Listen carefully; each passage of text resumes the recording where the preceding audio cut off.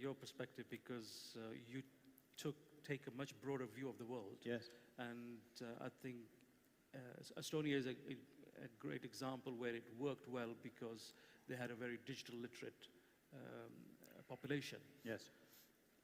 No, it's something that we've been doing quite a lot of thinking about. Citizen service centers, how to get them right, what's the strategy, and a couple of things on that. So the first is that we take the digital divide very seriously.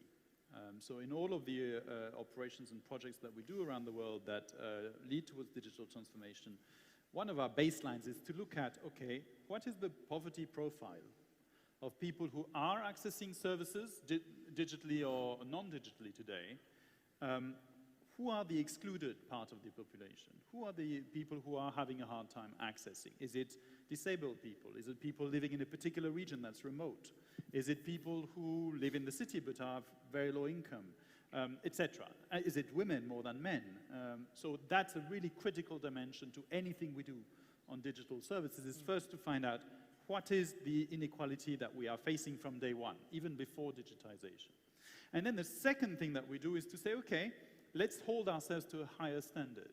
It's not just about making sure that no one is left behind when you move to digital. It's actually using digital as a way to address inequality and to reduce these issues with access. So for instance, we're working on a project in Tunisia right now, a GovTech project to move towards digitization in the education sector. What we're going to do is we're going to connect schools around the country, and not just those schools that are in areas where there is broadband connectivity, but also bring in the private sector to provide connectivity in those areas where there isn't connectivity, and then use that as a platform to develop other services from there, and to focus on those marginalized people who are having a harder time. So you can also think of using technology to address disability, for instance.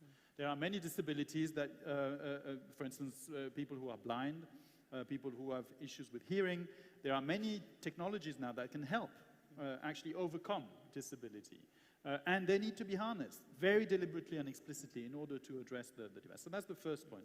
The second point is that I really liked what you were saying, Jessica, about the government not being just a market taker, but potentially a market maker as well. And that is something that we collectively have to think about. So think of the might of the UK government in the UK market in terms of setting standards and setting expectations of what the private sector should deliver.